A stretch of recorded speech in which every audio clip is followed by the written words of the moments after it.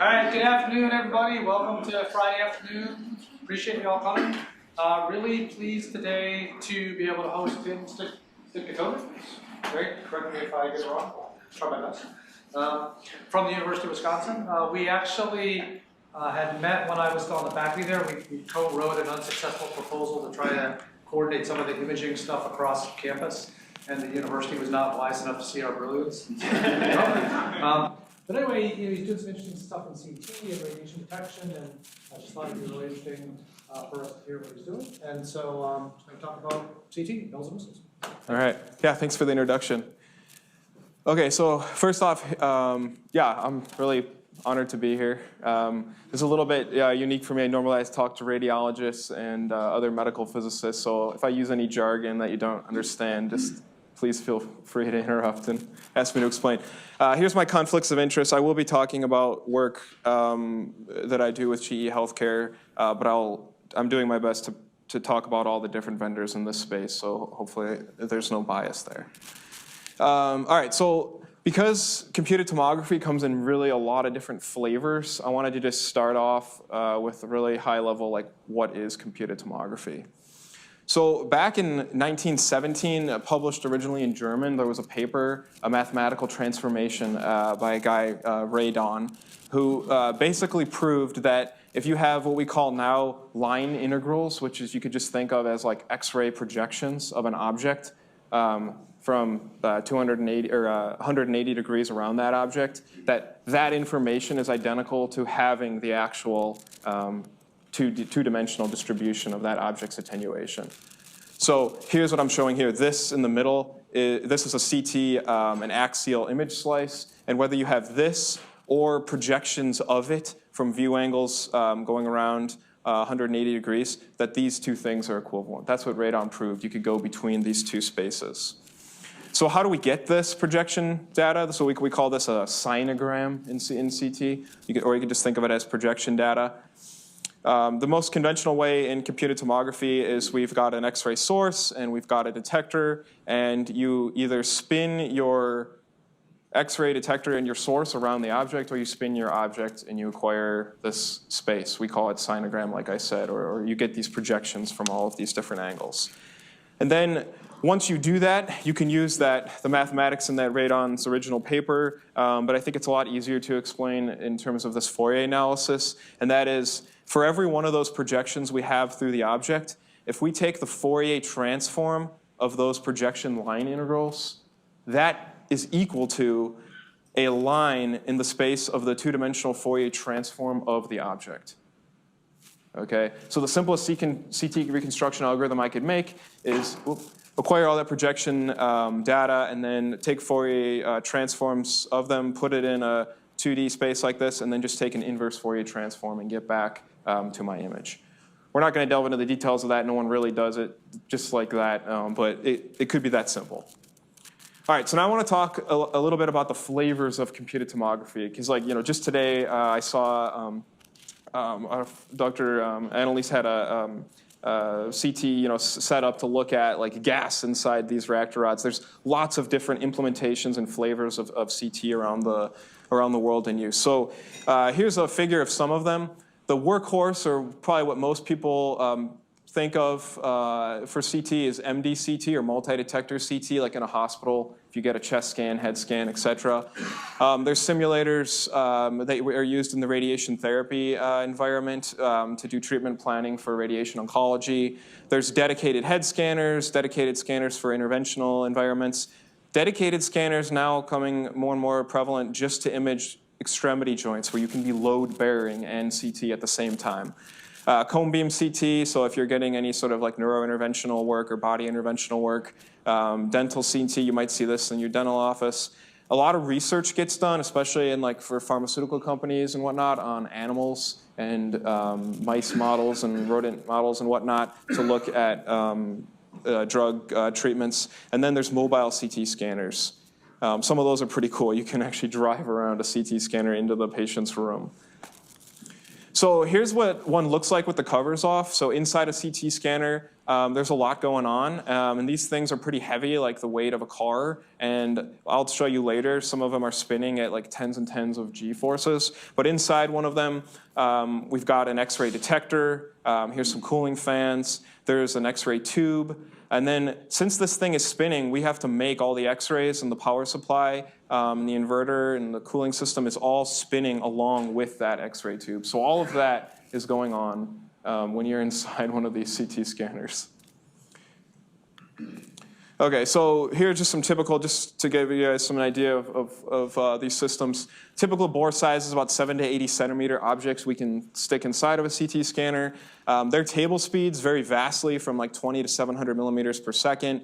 And the detector, how wide we acquire data in the Z direction, which is like in and out of the scanner, can vary up to 16 centimeters. And then most of them in the US on the small end range around 2 centimeters, although there could be older ones still in use. So here's some of the example images of what you get out of a CT scanner. So these are actually CT scans of me. Across the top, that's an axial slice. This is what we call sagittal and a coronal. These are just different cuts of that tomographic CT data. So these are maps of linear attenuation coefficient, okay? These are localizer views or planning views. The CT scanner can behave like a chest radiograph kind of unit and just take a 2D projection of a big region of the body. We use those to plan treatments or to plan imaging acquisitions in CT. This is an image we call MIP. It just goes through with an algorithm and takes the highest pixel value over a big thick slab of tissue.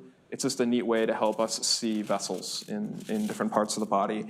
And then down here we have different process things. These 3 images here are perfusion processing maps showing us like how long it takes blood to get to different regions of the body and how much blood is perfusing to different parts of the body. So these things are like signal processing applied to time series of images up here. Okay, so there's a lot of different scan modes. And it amazes me like a lot of students, can get PhDs in image reconstruction and CT and not understand all the different things that a CT scanner can do. So a CT scanner, it can do a single rotation with the patient in the same spot. We would just call that an axial or a sequential scan. So I just want an image of one part of your body, I'll do one scan there. We can do multiple rotations with the patient in the same spot. So, we have a suspect for a stroke or something like that. We want to see blood coursing through your brain, park your brain in the scanner, and we just sit there for a minute and a half and take X-rays, take CT images. We can continuously scan the patient, slowly moving through the scanner. This was developed by Willie Callender. Siemens first commercialized this. I'll talk about it, but that's where continually rotating and the patient moves through the scanner at some constant or variable rate. And then we can move back and forth. We call this shuttle mode. So you want to get a cine scan over a big chunk of anatomy. The patient's going to be moved back and forth, rocking. So we get time series in 3D space, but in 4D really, because over time of a big volume. And then lastly, you can kind of do a single rotation on demand. If you're doing a physician like standing next to you and they're doing some sort of intervention, and once in a while they want a nice 3D snapshot of what they're doing. So this is just an example. If I wanted to scan this patient with a bunch of different axial technique, I would scan here, then I would move the patient, scan here, move the patient, scan here, move the patient, scan here. If I was doing a helical acquisition, like I said earlier, I'm going to be moving the patient slowly through the scanner as the scanner is continually rotating, kind of like a corkscrew. The word pitch is like the same thing from like machine shop, right? The pitch of a screw. That's what defines how fast you're moving that patient through the scanner. The scanner can also do pretty crazy things, like the whole scanner with those 1,000 pounds that's rotating and spinning at tens of Gs can tilt sideways. So they do that. So if you've got like a bunch of metal inside your, say, mouth or something like that, and you want to not have that metal in the same plane as, say, some important lymph node or tumor or something like that, we can get it out of the beam by tilting the scanner. So the patient doesn't have to move, but we can image them and get that metal out of the slice we're imaging, like I've shown in this picture here. Okay, so this is actually a figure from that. Hopefully this talk is more successful than Todd and I's proposal, but this was one of the ideas we had. We had this campus and we had all these different types of CT scanners ranging in energy from like kV up to megavolts. field of views from a few centimeter up to we can image a horse. And there wasn't a lot of cooperation on our campus, so that was kind of part of our proposal. We wanted to bring everybody together so we'd have CT experts be able to triage people's imaging needs to the right scanner. This is just a figure I made of some of the different things you can image with CT, from the low end of tens of microns resolution up to many millimeter resolution, but imaging through big chunks of metal. All right, so now I want to talk about in the title, I talked about those bells and whistles things. I'm just going to kind of go through a survey of a bunch of different advancements that have been made over time in CT, and we'll kind of give my 2 cents on if they're bells and whistles or if they really had a big impact. So simultaneously kind of give you guys a history tour of CT, and then what's kind of latest, greatest, and what's been done that's really made an impact in my opinion. So back in the early 70s, this CT was first developed. So it was 1917 when the mathematical foundations were developed. But then 2 separate folks, Cormack and Hounsfield, developed actual prototypes and worked out more of the math and feasibility of the system.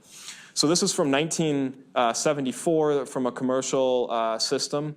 And this is the radiologist's report that they saw a wedge-shaped zone of decreased attenuation in the right cerebral hemisphere of the 60-year-old man. So they're talking about this thing right here. So even though this first image, you can see all the pixelation here and whatnot, it was still better than what they couldn't see this, with just a projection radiograph. And then the development early on was pretty rapid because this image has 80 pixels to span the entire head and took 4.5 minutes to acquire that one single slice. So remember that. Just in a few years later, we already had doubled our matrix size to 160 by 160, and you could see, you don't see that pixelation anymore. Image quality is starting to get better. So that first scanner, it was made by a company called EMI. They were the company that produced the Beatles. So they had a lot of extra cash. There's all sorts of cool articles you can read about CT wouldn't be here if not for that connection that this company had money to spend on this crazy idea of CT. But anyway, I digress. So they had 160 detector positions in 1 degree increments, and their detectors were really big, 3 by 13 millimeter elements. And they went around 180 degrees. So you literally had this X-ray, the source and the detector for one view angle. You took X-ray, move, took X-ray, move, took X-ray, move. You do that across one projection, and then you move by 1 degree, and you do that 180 times. So that's why 4.5 minutes. So normally you can't do an X-ray through the cranium, because it's hard bone. So how does a CT get circumvent that? Just the beam energies these guys were using were in the hundreds of kV, with so we can definitely get through the bone. With a projection radiograph, you might just see a bunch of white because your contrast resolution's horrible, but once you do the CT recon, that we can get around that. Okay, so by the end of the 70s though, we've gotten up to 300 and 320, or 320 by 320, 18 seconds. So from 4.5 to minutes to 18 seconds, huge improvement. And now we're even talking about, back in the old days, if they wanted to, we started off just imaging the head, and then we could actually image the whole, the body, bigger cross sections. They used to not actually image all of your body. If you had some problem with your chest or your liver, because it took so damn long, they would just scan a little bit and then skip a bunch of tissue and hope that where they did decide to image was the spot that had the problem. So now, this is an expert from this paper, or this is an excerpt from this paper talking about, hey, now it's faster, we should image the whole chest. So what happened to make things faster and be able to image so much bigger sections is that by the end of the 70s, the data acquisition was radically different. So this first generation scanner we just talked about, now this is what we still use today, a third generation, where we get one whole projection in one shot. So the detector got much bigger. So here's just some images examples. You could see these things getting much, much better in image quality. You don't see pixels anymore. This image of the abdomen here only took 4.8 seconds to acquire. All right, so how are we getting faster? So that was the 80s. We had this, and I told you we're still using the same geometry today. Well, we don't need to make the detector any big in what we call that fan direction. But we are making, and we still continue to making the detector bigger in this other direction, the cone angle. So this is in the what we call the Z direction, or in and out of the scanner. That part of the detector has been getting a lot bigger. And that lets us go much faster. So our total scan time now, you can see it's inversely related to this beam collimation. So as we open that up from a few millimeters to now like 16 centimeters, we can scan much faster. So back in these early days, this was kind of cool. I just pulled this off last week. If you look at like what people were doing with CT, it was really cool stuff. Like any disease you can think of, people were like, what does it look like with CT? So they got a patient or 2 or 5 or whatever, they all have some problem, and you scan them in CT, and then you report to your colleagues, hey, this is what it looks like on CT. So this was really really exciting time in the world of radiology, where we were seeing what things look like on CT. And like I said, the scan times now are coming way down because of those improvements in our geometry of how we're scanning and how big our detector is. So the first helical scans were done in I think it was '89, and by the '90s, all the state-of-the-art scanners had these gantries with the so-called slip ring technology, and that allowed the helical acquisitions. Because before they had the slip ring, like this is before my time, but I heard stories like you literally had wires connected to the X-ray scanner, and it like scans, and then it has to unwind and come back before it can scan the next slab. All right. So now you've got a system here where you can transfer power onto the scanner and data off the scanner without a wire. So you can just scan all day long, and the patient can cruise through. Big improvement. Well, that's the first time we were able to realize those sagittal and coronal type views that I talked about. So by 1998, we had 4 slice CT scanners. So we started out with dual slice or single slice scanners, and then we by the late 90s, we had 4 slice scanner. Here I'm just showing a picture of what I'm talking about again. That's in the cone angle or in and out of the scanner direction. Okay, so here's a figure I made where just kind of showing like how this just absolutely exploded. Some people call this like the slice wars, because like at all the big trade shows, the vendors would like unveil how many slices they had that year of their different scanners. And I'll hopefully make the point more apparent, like why this is a good thing, not just because scan time. We'll talk about it. All right, so when you can scan faster, you don't have problems like this. Like here, this is a patient swallowing during a CT scan, nasty artifacts. Here's a patient not swallowing, it's much better. Here's a patient with some breathing motion. You can see these nasty artifacts here. What radiologist wants to diagnose something there? It's all blurry and nasty. Here's on the bottom, it's a good scan. Here you can see like you're not supposed to have double bones there. That they move their shoulder during the scan. On the right is a good example. Here's breathing motion, what it looks like. Obviously if you're looking for a cyst or something, you're in trouble, and the image looks like this, or a nodule rather. Okay, head motion, different types of head motion I'm showing here on the top, and this is a good example. So we can mitigate problems like that. For peds, it's pretty important because before we had state-of-the-art scanners like we have now, you'd have to sedate that kid. And that's not good. Sedation has toxicity risks. Here's an example showing on an older scanner, the patient can only hold their breath really for about 1.5 seconds, and then badness, a lot of breathing motion. Whereas on a modern scanner from our clinic, the whole scan was done in a second before that patient would even have a chance to breathe. All right, but just mitigating a few of these motion artifacts, it didn't really revolutionize CT. So what did? So in the early 70s, we really just went from being able to image the entire head to the whole body. Then in the 70s and 80s, we're really learning, okay, what do all these different diseases look like on CT? And in my opinion, I think the next few decades are kind of defined by, in the knots, is that what we call it? We could image blood vessels and the heart. This is what really exploded all the indications in use for CT, and I'll show some examples. And then now we're kind of in this stage where we really want to go beyond what CT number can just tell us and look at like actual volumes of blood in different tumors and CT, like effective atomic numbers and things, and we'll get to that. So blood is really hard to image in arteries because it moves really fast, right? Here's velocity of blood in some big arteries in your body, and it's cruising like 35 centimeters a second.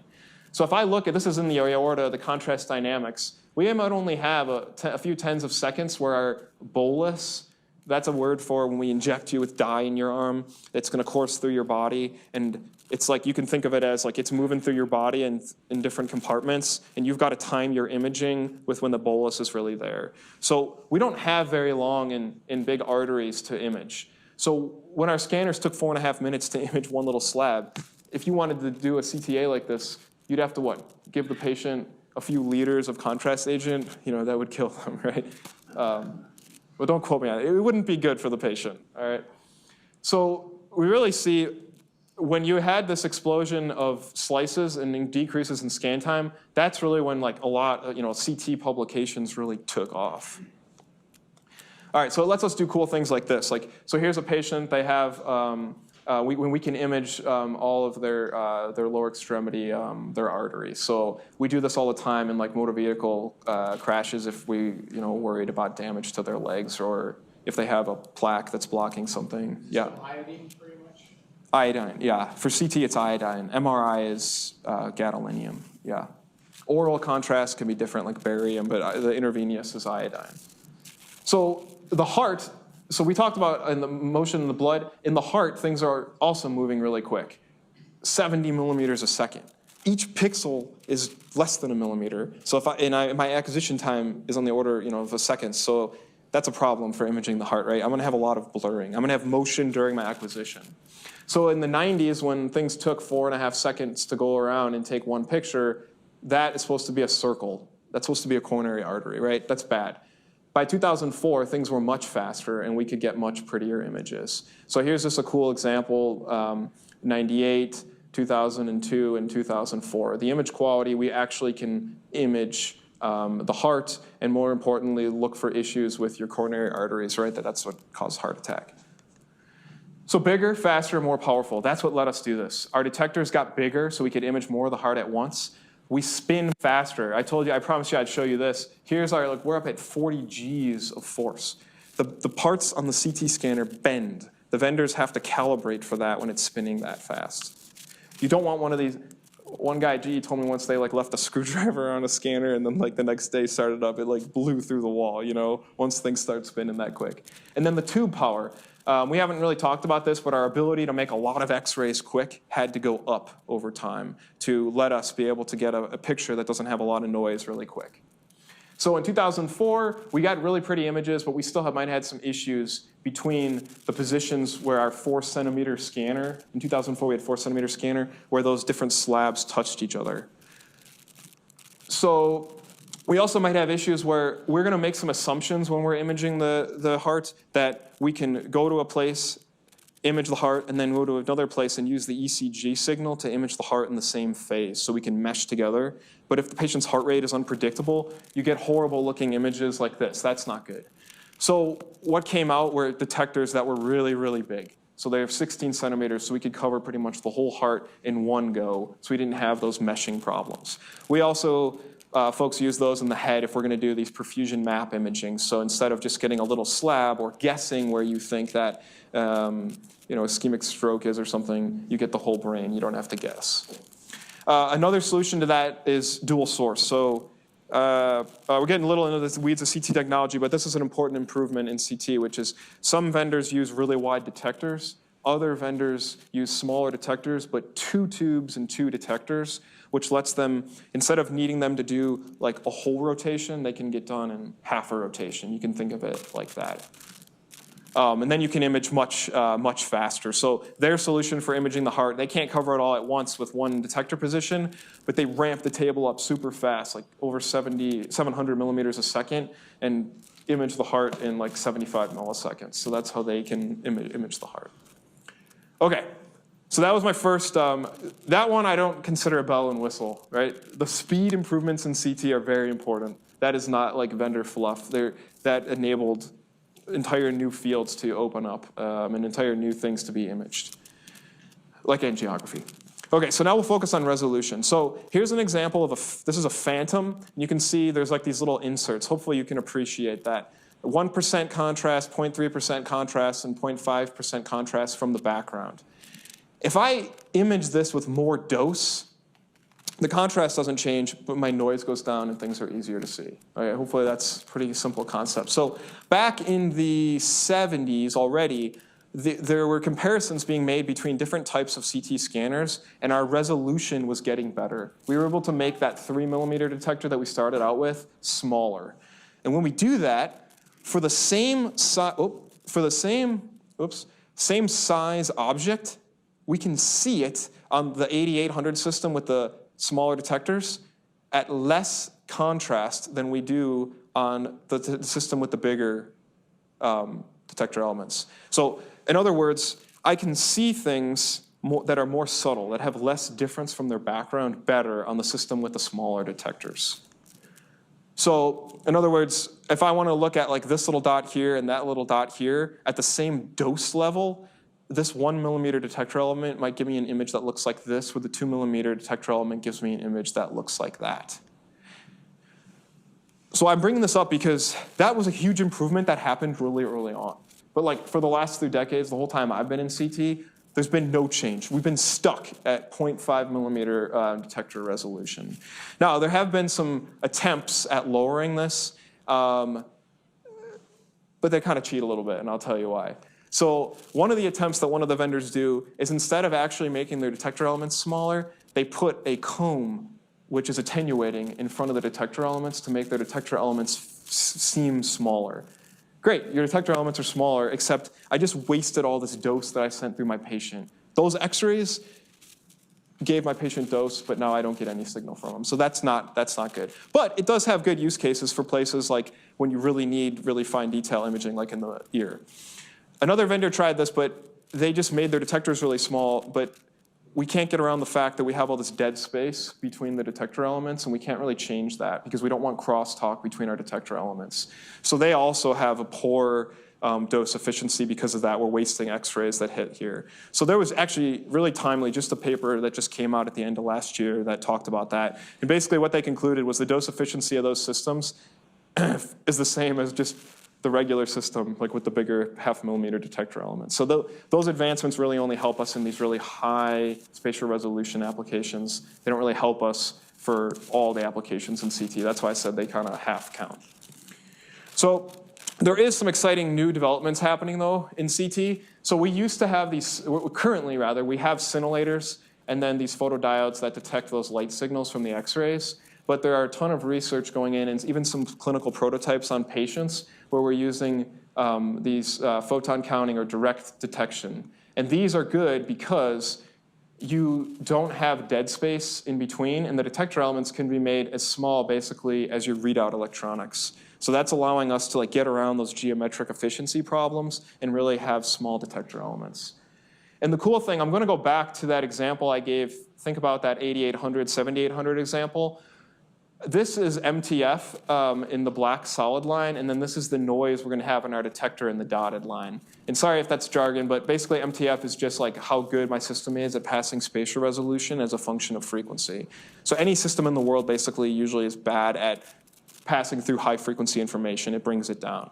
So if you look, the systems that have higher spatial resolution, their signal to noise at any spatial frequency is always going to be better than a system with lower spatial resolution. And I'm not going to get too much more in the weeds of that, but this is just an understanding of why this is. So what that means is for objects that are pretty big, you don't really see that big of a deal. They're kind of easy. The signal to noise is not too much different between the two systems. But for little objects, it's like a night and day difference. So like here's an example from the Mayo Clinic of using their experimental photon counting. And that's with that direct detection detector. And like you could see these huge improvements in spatial resolution at the same dose level. So I think this is what's around the corner for CT, but pretty exciting. All right, focus on iterative denoising. Okay, all right, so this kind of stuff I don't think is bell and whistle. This will make a big impact, I think, over the next few years, or hopefully a few years, not decade, when CT gets smaller detector elements. Iterative denoising, I'm a little bit more lukewarm on this one, and I'll show you guys why. So why did this start? Back in around 2006, 9-ish, I think it was 9 when the first vendor came out with iterative denoising options. There's tons of stories in the lay press about people getting burned by radiation. Dr. Goodsit here, I know, was involved in like sending some letters to the FDA and things about this. But this was like a big deal for our field because we were giving doses enough to like take people's hair off. So like everyone was crazy about dose. And a bunch of campaigns got started. And one of the things that came out of this was iterative denoising in CT as a means to lower dose. And I'll talk about that. And around the same time, we had these articles saying that like CT is causing cancer, and a few percent of all cancer cases are being caused by CT. So there was a lot of pressure on CT doses to come down. I want to point out, though, that those are stories written by researchers, in my opinion, oftentimes sensationalizing research and misusing numbers that have been reported by huge international committees, like in the ICRP, Beer 7 reports, UN reports. If you actually read those reports, they say in the reports that, look, more work needs to be done on these low doses that you're getting from CT. And member societies, like I'm a member of the AAPM, have come out and said, look, below 100 millisieverts, we don't really know what's going on. And that's where CT is, far below 100 millisieverts. So, the verdict is still out. Those people that want to say CT is causing cancer, they cannot back that up with, solid evidence. Just like I can't back up for sure that that's not happening, but it's definitely a controversial topic, in the field. Yeah. You're excluding pediatric research, or that's a gray area, of course, pediatric? Oh, you're talking about those studies out of the UK and Taiwan, and I can send you a reference later. There's those problems. Those studies have crazy results in some ways. They showed cancer incident rates is opposite of everything from the atomic bomb survivors, and I digress. Well, that's another lecture. Okay, so how is noise and dose related? Basically, as we decrease our dose, the noise in the image goes up. It's that simple. So things are easier to see when there's higher dose. So if you're a radiologist in the reading room, more dose means my job, your job is easier. So ideally, if we had an image that was really noisy, we could denoise it somehow magically, and then the difference image would just be noise. That's really hard to do, right? As you guys know from any signal processing, that's the holy grail, right? There's no algorithm that can really do that perfectly that I know of. So if we just do something simple, like put a mean filter on, the results are going to be horrible, right? Because you're going to treat the edges just like you do flat regions, and you're really going to blur out your image. We could do more advanced things like a non-local means filtration or something that's smart and says, hey, it's flat here, I'm going to denoise it more. If there's an edge here, I'm not going to denoise it a lot, right? So early on, this is an example from one of the major OEMs. They had on the left here's the regular filtered back projection. Sorry, that's slang from our field, but just that's the standard way to reconstruct an image. And then on the right is the iterative approach. You can see the noise goes down. And you can see inside this artery here, the image, the noise went way down. But for this use case of this artery imaging, that was fine. They noted that they had a plastic appearance, but for what they needed to do, just see inside arteries, they didn't really care much. The problem is, when you look at how much the noise can be reduced by these algorithms, it's crazy high. Some of these model-based algorithms can increase CNR, signal to or contrast or signal to noise level, by a factor of 5. And when you actually go into the clinic and try to do that, you end up changing fundamentally the way your images look. You go from an image that looks like this to this. This thing is all plasticky and smudgy. If the radiologist's job is to find a little lesion in here, all the noise correlations now look like the lesion. They get very frustrated with images that look like that. Furthermore, when researchers have done studies where they have an IRB that lets them image the patient twice, once at high dose and once at low dose, lesions disappear when they do it at the low dose but apply these algorithms. So that's a problem, okay? They can be used well, though, if you just do it moderately, right? Instead of reducing the dose 70%, smaller dose reductions, you can get very comparable results. This is a pediatric example, and smooth sailing. So I just wanted to unpack a little bit how these algorithms work. So I mentioned before that these algorithms, they kind of have brains that let them reduce smoothing across edges in an image. So if the algorithm looks at a pixel that's right on the edge, say in this case, this is a blood vessel inside this bovine liver surrounded by some ribs, it's going to say, oh, there's an edge there. So I'm going to apply a smoothing kernel that's really short, perpendicular to that edge. I don't want to blur that edge, right? It's that simple. Alternatively, if I'm in an area that's really flat, the brains of the algorithm are going to say, all right, we're going to increase the smoothing here where no edges are detected. Okay? The brains could be as simple, guys, as just calculating the derivative of the image and then using that to weight a kernel, a smoothing kernel as you go across the image. What does that cause, though? This is an example of characterization done on an algorithm. These two on the right are these regularized algorithms. And you can see these are MTF curves of how good the resolution is for different materials. It's now a function of the material. So as before in FBP, everything in my image was passed through my imaging chain the same.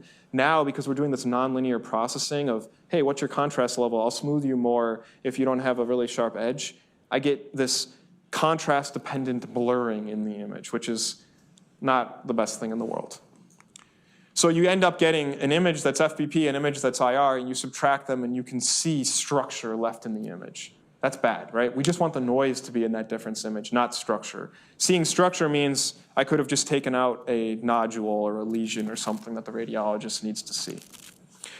Another example of this is the noise reduction power is going to then vary as a function of the background texture. So I might get more dose reduction, in like the urine of the bladder, which who cares about seeing something there, than I would like over a textured liver. Okay, but there is a lot of power to FBP. Right, so whereas FBP might not have a lot of noise and the IR algorithms can reduce the noise a lot, FBP has a lot of power in that it makes no assumptions about the scanner or patient.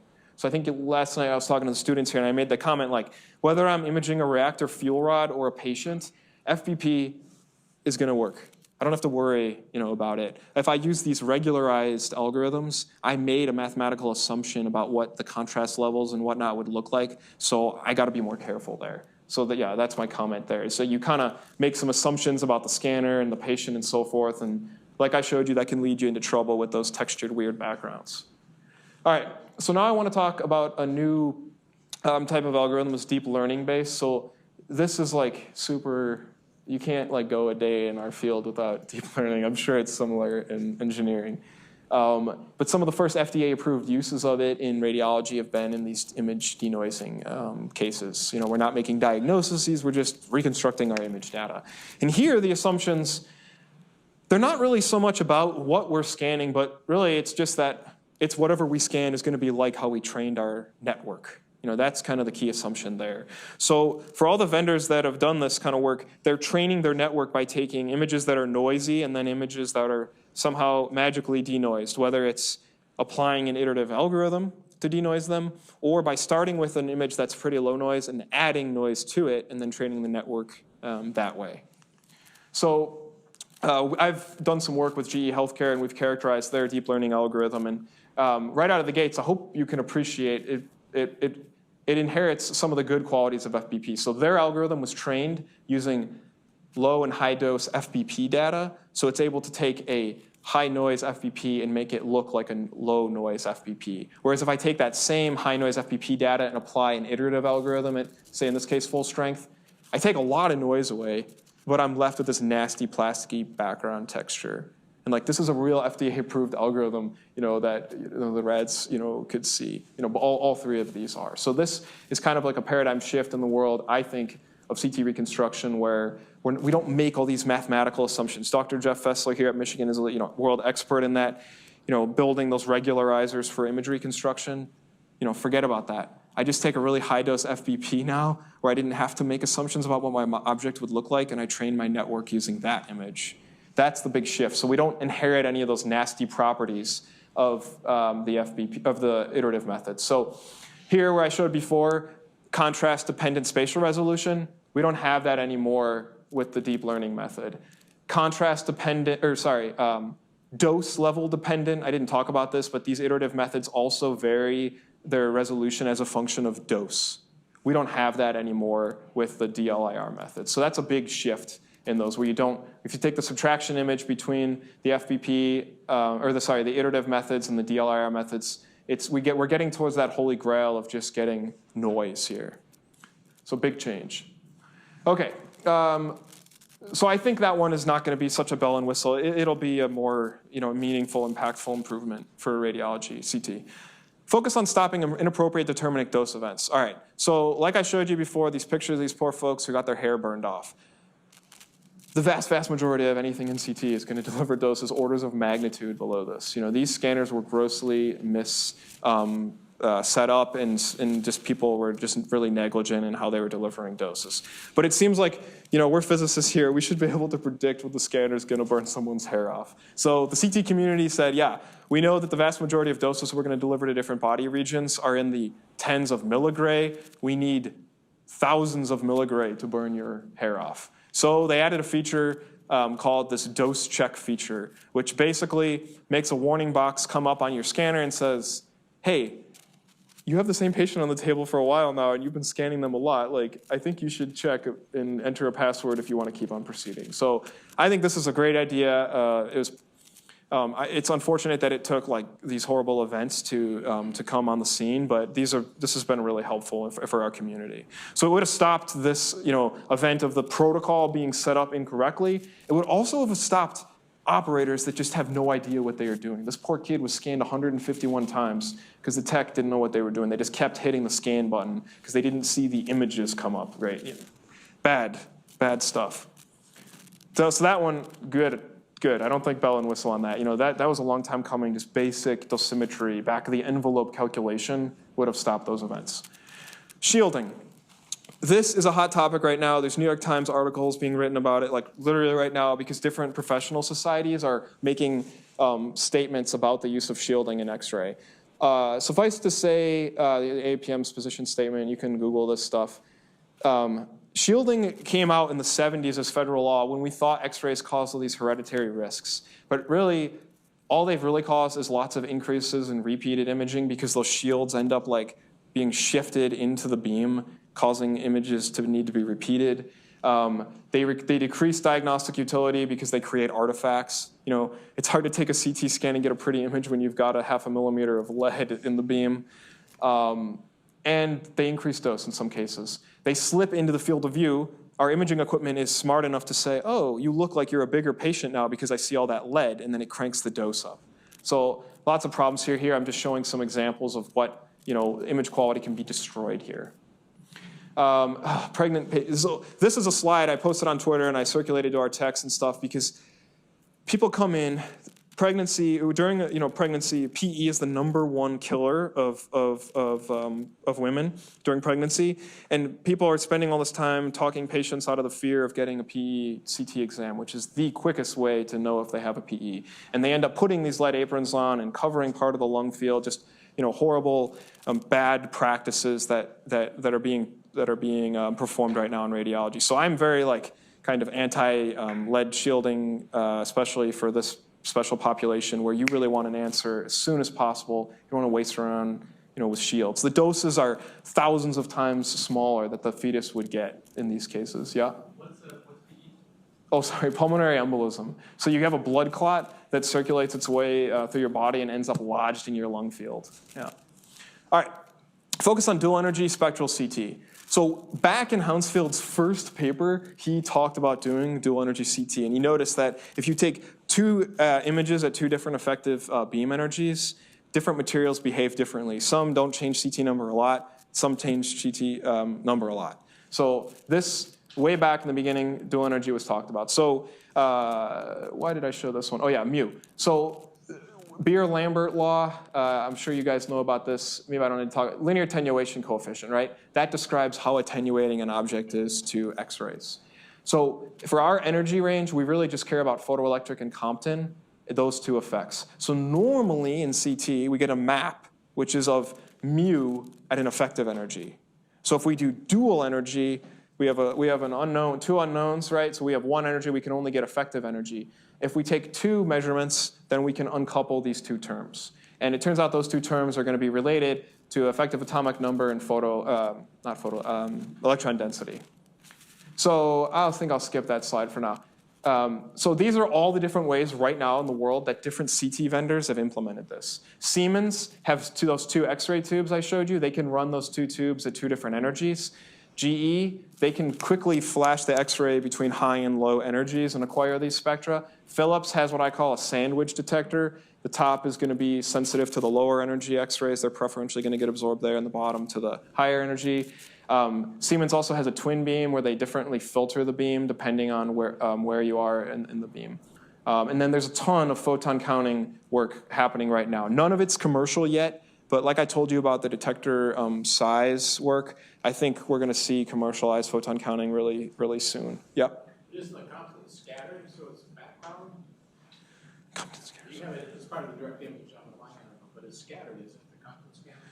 Oh yeah, we'll detect a lot of Compton scatter. That's part of the background you're trying to get rid of? Yeah, there's a bunch of algorithms that we use to subtract scatter signals in CT, and then we also have big grids that can try to block any X-rays that aren't emanating from the focal spot, so anything that gets scattered inside the patient. Currently, right now, we're mostly cadmium telluride, cadmium zinc telluride, and silicon are what the detectors are for. I just added these slides as of yesterday because I saw how much work you guys are doing with cadmium CZT detectors. But like I told you guys, there's a huge higher geometric efficiency because I don't have any dead spaces anymore. I don't have any septa between detector elements. I just have all those readout electrodes on the back. So there's a really big improvement. That's the one I think I'm most excited about there for these new detectors. I think I'll skip these few slides and get to this. So one of the problems though with dual energy is before we just had mu, effective atomic number, and we get a map, a CT image, right? Now, oh my gosh, the vendors are making tons of different images, okay? Even though as like scientists in this room, like we know there's like 2 basis functions, so you probably should just give me 2 images, all the information is there. We make tons of different images. Images at low kV, high kV, mixed images where we take those 2 images and like add them together.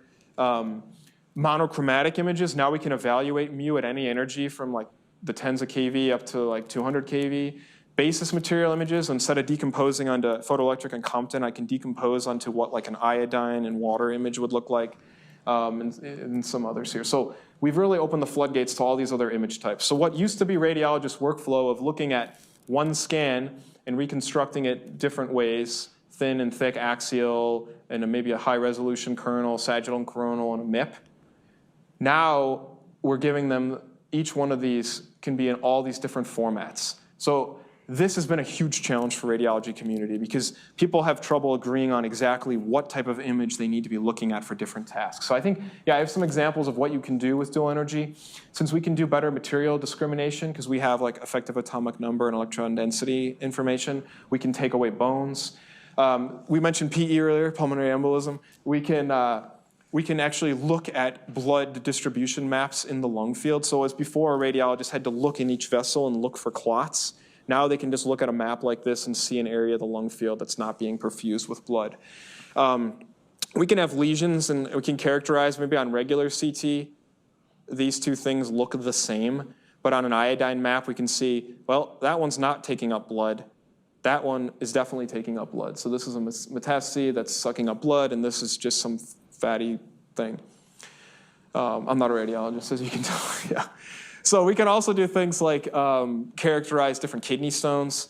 Not really a killer application of dual energy, but I've heard these things hurt a lot, and the kind of treatment that you can give someone orally to dissolve these will vary based on what type of stone you have. So now with dual energy, we can classify these different stones. So currently, I'm cynical against dual energy. I don't think it's winning against dual energy. The scanners cost multiple times more for dual energy, and the workflow stinks right now for dual energy because we're presenting radiologists with all these extra images. There's huge acceptance rates at big academic centers, but not for your bread and butter radiology practice. So this is a challenge right now for the community.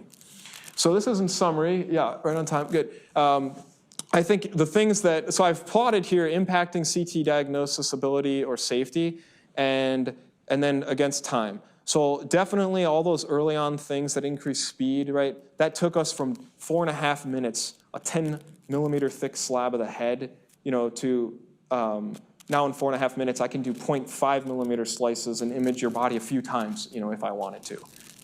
Dose check for those deterministic events to stop like those little kids' skin being burned and adults' hair being, falling off. And I think what's to come is these decreases in detector size elements. I'm not really sure what to do with spectral CT yet. AI and CT, like I talked about the deep learning, and I'm showing it, kind of increasing in its importance just because of all the, you must have heard about like computer-aided like diagnosis or, CAD kind of taking the job of the rads. That's going to become more and more reality.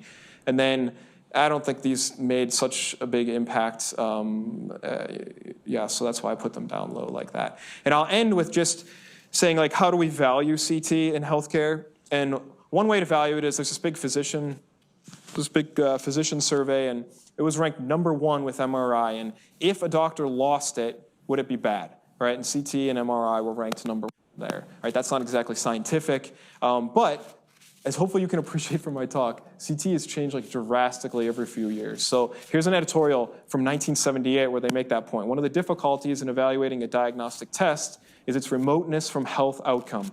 The ultimate value of the diagnostic test is in that difference in health outcome resulting from the test. So yeah, the evolving nature of CT compromises the currency of any evaluation, so forth. You know, that's not easy to do. I can't say, oh, these patients had CT and these didn't, or you know, when CT is changing fundamentally, you know, every 10 years or so. All right.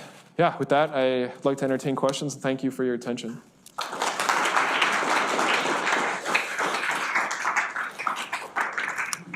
Finally got to see the insides of people. They don't normally do that. So iodine is kind of nasty as a contrast agent for us older people. Iodine? Yeah, it's a kidney loading problem. Would dual energy allow you to use a different contrast agent that's less problem in terms of kidney loading? Yeah, first, the ACR, American College of Radiology, just came out with a literature summary survey saying it isn't as bad as people have thought, like just like a week ago. So I'll say that. But yeah, I agree, like we don't want to give someone iodine if we don't have to, for sure. So dual energy does help us reduce the iodine load because it makes the iodine signal stronger. Yeah, faster scanning, same with thing. We don't have to give as big of a bolus. From iodine with dual energy to try different contrast agents? Oh yeah, that's a huge active area of research. So like people with the photon counting, the CZT, so detectors are looking at, you could simultaneously, you know, you could administer gold contrast agent, GAD, and iodine at different time points, and then do one scan with a photon counting detector, and then get an image of their arterial system, their parenchymal, and then any like delayed enhancement. Yeah, there's tons of groups working on things like that. Yeah, good question. Simple question, but in the shielding, isn't the beam already collimated? Like, what was it supposed to accomplish? Yeah, exactly right. So the FDA has requirements on like what we call it leakage can be. So there, you would be reducing the dose from that leakage. Yeah, pretty much. That's what you would be reducing. Maybe cosmic radiation would also come to, just kidding. Yeah, so it would just be that leakage dose. Yeah, because any scatter, the scatter is going to be coming from inside of you. Putting a shield on the outside isn't going to... yeah, to a minuscule effect. Sure, yeah, I couldn't say no to that. Yeah? What's the story on insurance and Medicare reimbursement for some of these advanced technologies? Yeah. So right now, dual energy, I think I showed that quote. I didn't read it in essence of time, but like... people don't know how to quite bill for that because dual energy CT lets you do things like take away phases. Like I can do a virtual non-enhanced image, so I don't have to do a two-phase image. So like those are like open questions that people don't really know yet. That definitely does not keep up with the technology for sure. Other things like those perfusion processing maps, I showed a few. I didn't really talk about it too much, but we get those cine images and we can look at a voxel's value as a function of time to see the contrast flowing through. We can make like perfusion maps. There's been historic billing problems with getting people to reimburse you for those. One of the latest ones is HeartFlow. It's a company that does computational fluid dynamics on a patient-specific basis. You take a CTA of someone's heart, send it out to some supercomputer farm. They do CFD and can calculate the different pressures and so forth in your heart. And like, yeah, all of those things have varying levels of reimbursement depending on government or private insurers. They definitely don't keep up with technology. In other words, it's a mess, right? Yeah, I think so. Yeah, like that's what we struggle with that at Wisconsin. We can't just assume we're going to get reimbursed equally by all of our insurers for the same type of a procedure. So like, you know, one of my colleagues like has a model where he can try to predict that, okay, we're going to start billing for like lung CAD, deep learning base, like what are we actually going to recoup this? Because if most of our patients getting it are from the cheap insurer, we won't like recoup our expenses. Yeah, good questions. So the noise techniques that we're talking about, they get rid of artifacts, the noise. Are there any, from what you were saying, it sounds as though the computer was basically trying to just eliminate perhaps high frequency things that were appearing. So the question is, are there any actual physics-based methods that people are using to try to get rid of noise? So for example, physics-based, meaning you actually account for scatter in some systematic way? Is there any physics-based Yeah. noise reduction techniques? There are definitely, so I was probably simplifying it too much by saying, you know, it looks if it's flat and says, okay, we're gonna smooth you a lot here. There for sure, like I mentioned Fessler's name before, you know, like those guys, like they know like what are the statistics coming out of the X-ray tube. Then they can look at the raw projection data and get estimates on, you know, they know what the photon statistics should be in the detector and build that into their denoising like regularizer so they can account for those things. So yeah, definitely they account for the actual photon statistics. They account for the actual footprint of the detector. You know, there's like a little dead corner to it for the readout. They can account for that. They'll account for the X-ray optics of the size of the focal spot, like all of those types of things people model. Yeah. Well, in physics, being in physics, there's Fourier optics where you do a Fourier transform, with filters in, and then reconstruct the image. So that's used for bubble chamber track analysis thing.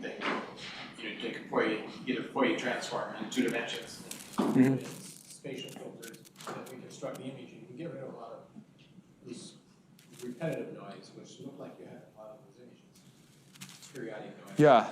There's tricks like that. Like if you have ring artifacts and things, people do these like different Fourier techniques to like take those artifacts out. That's, yeah. Yeah, I mean, those are like some of the bells and whistle options that vendors will throw on. You can turn it on and off, things like this I've seen, yeah. To jump back to dual energy and contrast, the timing of contrast is really difficult. Every patient's different. We don't always hit it just right.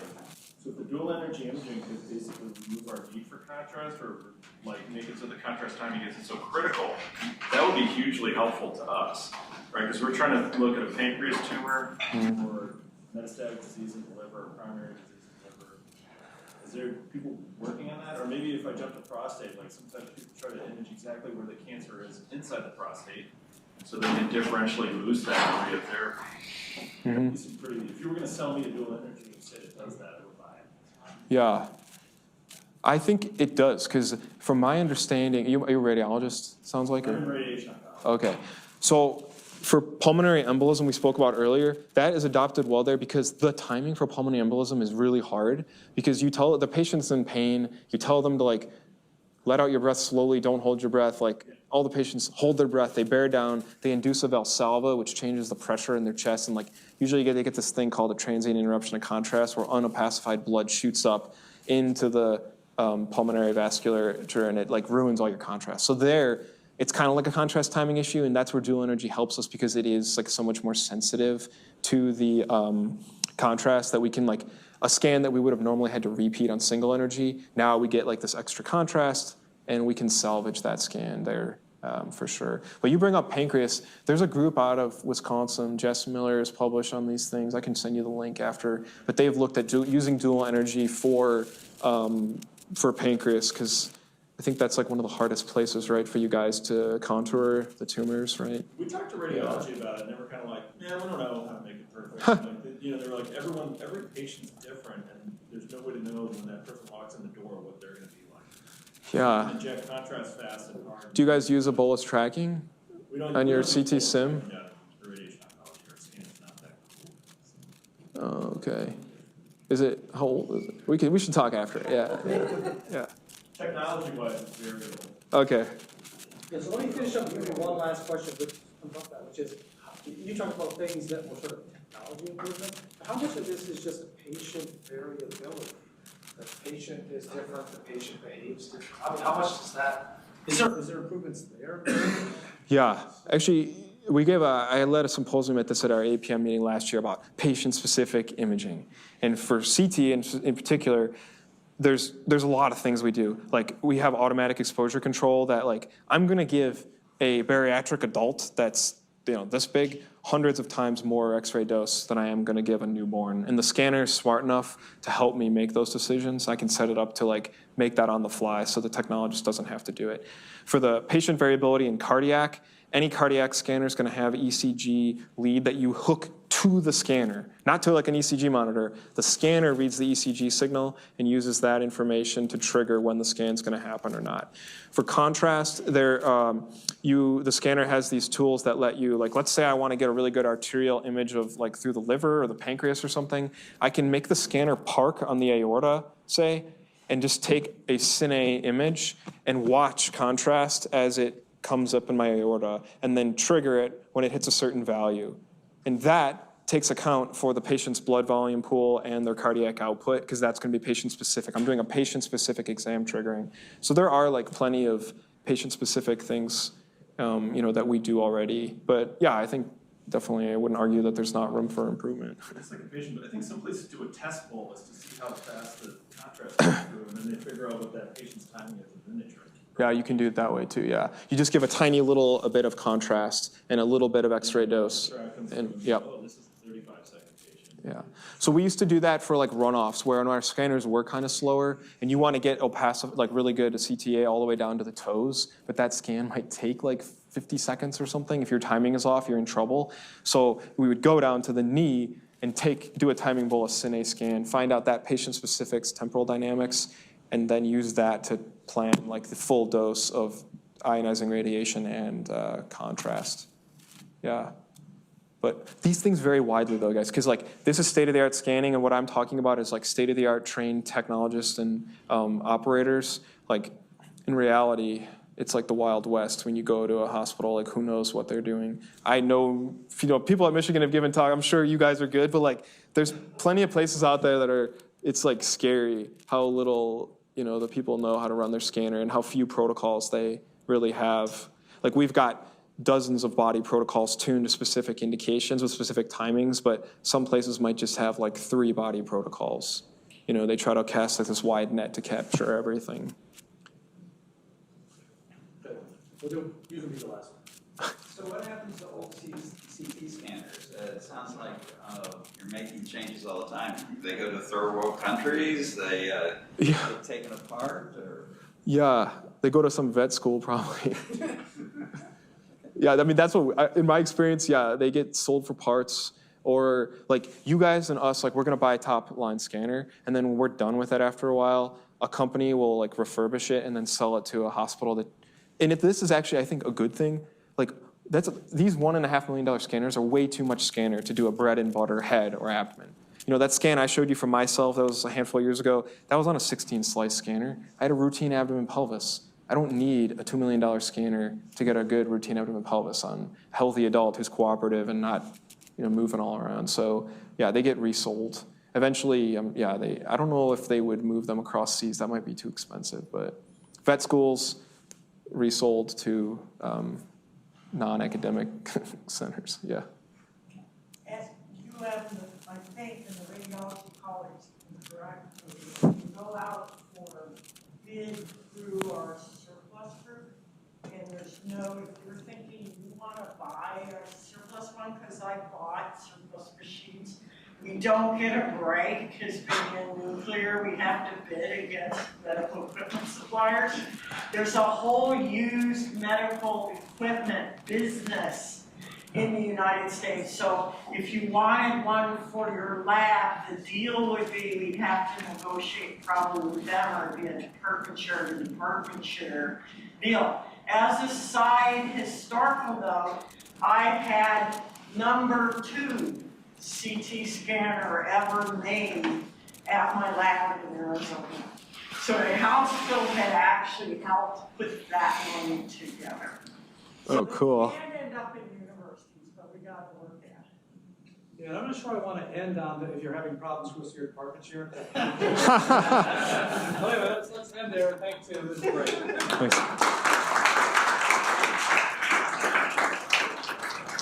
All right, so next week